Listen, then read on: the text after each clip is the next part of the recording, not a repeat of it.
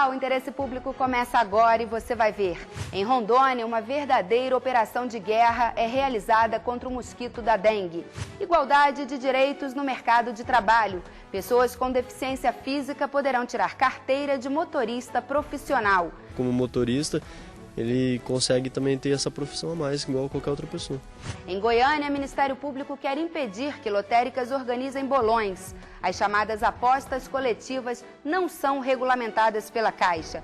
E vamos saber a importância do apoio de empresas e instituições às mães que precisam amamentar os filhos no horário de trabalho. Do ponto de vista físico e emocional, traz uma tranquilidade para mim e para o meu filho. Essas e outras notícias agora no Interesse Público, um programa do Ministério Público Federal. Uma operação de guerra contra o mosquito da dengue. Isso mesmo, é preciso ter estratégia ao sair às ruas para combater a doença. Em Rondônia, os Ministérios Públicos Federal e Estadual organizaram uma campanha em conjunto com órgãos de saúde. Militares do Exército e policiais também ajudam no trabalho de convencimento da população.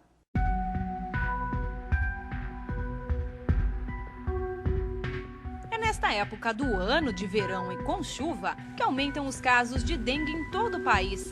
Um dos estados onde o número cresceu, e muito, é Rondônia. No início do ano, foi registrado aumento de mais de 2.000% no número de doentes, em comparação com o ano passado. A capital Porto Velho registrou mais de 4.000 casos de dengue só em janeiro, contra apenas 34 no mesmo período em 2009. E nem todos os casos são registrados pela demora no diagnóstico, o que pode aumentar ainda mais os números.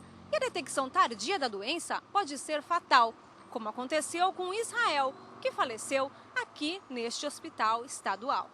Foram idas e vindas até diagnosticarem a doença. Para Eliene, esposa de Israel, o sistema de saúde da cidade não está preparado para enfrentar a epidemia. Fazia uma semana que ele caminhava para o hospital com os mesmos sintomas e nunca fizeram exame de dengue nele. Na sexta-feira ele fez, mas no sábado ele já faleceu. O diagnóstico precoce da doença é importante, mas o fundamental é evitar novos casos. As ações de combate ao mosquito causador, o Aedes aegypti, precisam ser constantes. Ao identificar falhas na atuação do poder público em Rondônia, os Ministérios Públicos Estadual e Federal uniram forças para lançar uma campanha. O nome define bem a ideia. Para combater a doença, só mesmo uma operação de guerra contra a dengue. Os Ministérios Públicos entendem que, se nós conseguirmos conscientizar a população e obrigar a que o poder público fiscalize, da junção dessas duas coisas, nós vamos diminuir os casos de dengue para o ano que vem. Na linha de frente, uma equipe formada por agentes de saúde, membros dos Ministérios Públicos e representantes do Exército. O grupo vai de casa em casa para verificar se há focos de criadouros dos mosquitos. Os moradores recebem orientações. Para vocês juntarem os vizinhos aqui, pegar uma escada e dar uma olhada nessa calha. Um monte de gente aqui na região pegou dengue. Pode ser do vizinho, mas pode ser da calha também. A maioria das pessoas abre as portas para receber a equipe, mas tem gente que diz não. Os procuradores e promotores alertam que quem não autoriza a entrada dos agentes pode ser acusado de crime de oposição à execução de ato legal. Policiais e militares que acompanham a operação também ajudam no trabalho de convencimento. Temos um conceito muito grande para a população, porque nós somos, os nossos jovens que participam da campanha, são dessa sociedade, e ao chegar e a solicitar participação, a população recebe de maneira muito afetuosa, eu posso dizer. Os Ministérios Públicos recomendaram aos municípios a criação de leis para multar quem não cuida do seu espaço. Caso a municipalidade, ela tenha autonomia para isso, não elabore esse diploma legal, quer dizer, nós vamos procurar responsabilizar os municípios, os gestores municipais diretamente, pelos demais casos de omissão.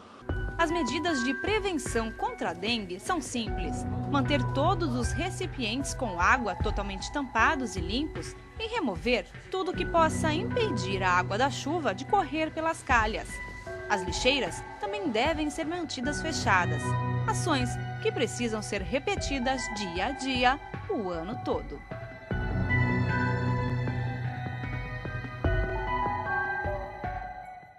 O Brasil registrou entre 1º de janeiro e 13 de fevereiro 108.600 casos a mais de dengue em comparação com o mesmo período de 2009, um aumento de 109%. Os dados são do Ministério da Saúde, que apontou as chuvas e as altas temperaturas como os grandes motivos desse aumento.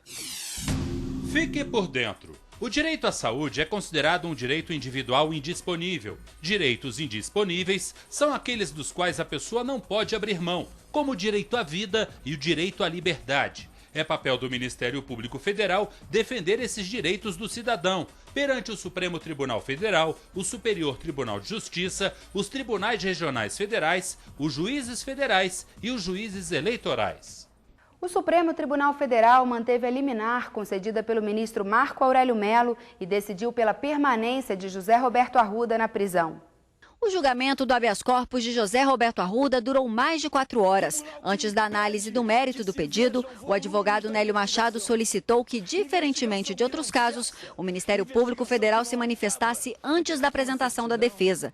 A vice-procuradora-geral da República, Débora Duprá, foi contrária, assim como a maioria dos ministros do Supremo Tribunal Federal. Na sequência, Nélio Machado apresentou as argumentações em favor de Arruda. Segundo a defesa, o governador não teve direito de se defender. Ele criticou as condições da prisão e alegou que a Câmara Legislativa tinha que ter sido consultada antes de ser decretada a prisão.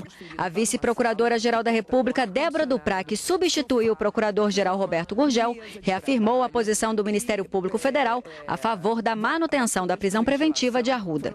Segundo ela, os fatos comprovaram as tentativas de prejudicar as investigações do esquema de corrupção.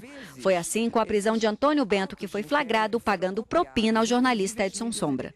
Sombra avisou a polícia que ia ter um encontro para a entrega do dinheiro em troca dessa carta assinada e do compromisso de testemunhar contra Durval. Ele avisa a polícia, o encontro ocorre e quando está em vias de ser entregue o dinheiro, há prisão em flagrante. Com exceção do ministro Dias Toffoli, todos os ministros seguiram o voto do relator, ministro Marco Aurélio Mello, que foi contrário à concessão do habeas corpus. Ante esse contexto lamentável para todos os brasileiros, indefiro a ordem. Dói em cada um de nós, dói na alma, dói no coração, ver um governador sair do palácio para a cadeia. Isso acabrunha o país como um todo e constrange cada um de nós enquanto seres humanos. Mas o fato é que há quem chegue às maiores alturas só para fazer as maiores baixezas. Com a decisão, José Roberto Arruda permanece preso na Superintendência da Polícia Federal. Ele foi preso no dia 11 de fevereiro por determinação do Superior Tribunal de Justiça a pedido do MPF. O governador foi acusado de tentar subornar uma testemunha do suposto esquema de corrupção que envolve o governo do Distrito Federal. A defesa agora pretende recorrer a outros instrumentos jurídicos para tentar ainda a liberdade de Arruda, ou pelo menos transformar a prisão preventiva em prisão domiciliar. E você vai ver ainda no Interesse Público. Em Brasília, a MPF defende facilidades a pessoas com deficiência física que vão prestar concurso público. E mais, igualdade de direitos garantida. Quem tem problemas físicos poderá tirar também carteira de motorista profissional.